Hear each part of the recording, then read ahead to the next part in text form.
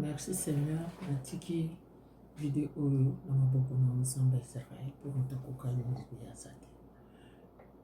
Nazosala kisi oyo naza na Montréal. Makambo na moi na télévision esalinga pasi. Awa matungulu mibale ya rouge, awa ai, awa 3 maki ya bio. Neti na Kinshasa il faut ezala maki ya mboka. 3 citrons. Ba citron eza ya minene.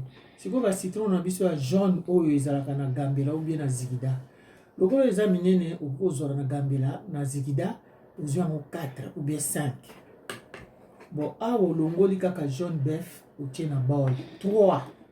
Okamati ai na yo na matungulu oyo otuti yango. Soko ozala milunex otie nika makasi. Soko ozala milunex te oniki yango na eboka. Otie na bol.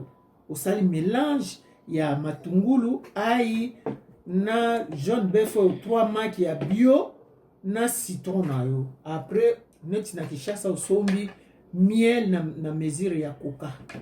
Obeti yango ozwi fourchette wana ya mulai wana obeti yango makasi sala kwa fulful.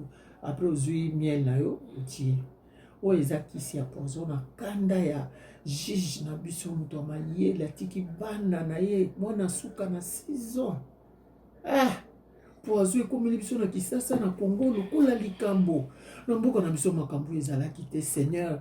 Kitindela biso ba soda ya mikuse ba kobundela biso mutumbo biso moto koka te Nzambe. O eza likambo mbongo kasi na pesi yango ofele mpona motema pasi.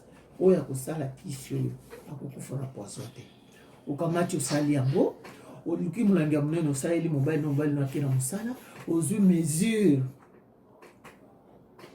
mesure ya bambu ya vera bambu wana ezwaka miketi emataka likolo epanzani. Sikoyo yo komata place ya likolo epanzani te na katikati wana lera koti na bureau ameli. Avant bima na bureau ameli. Akokufa na poison te. Ezala bato ya théâtre.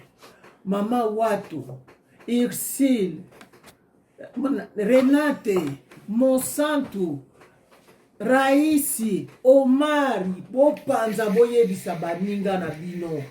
Ngai mama Marie Simone Ramazani. Na pesi bino kisi oyo ya ofele. Trop, c'est trop, trop, c'est trop. Nzambe akotika biso ta kosunga biso na mboka na biso Congo. Mabeleki. Bon, merci.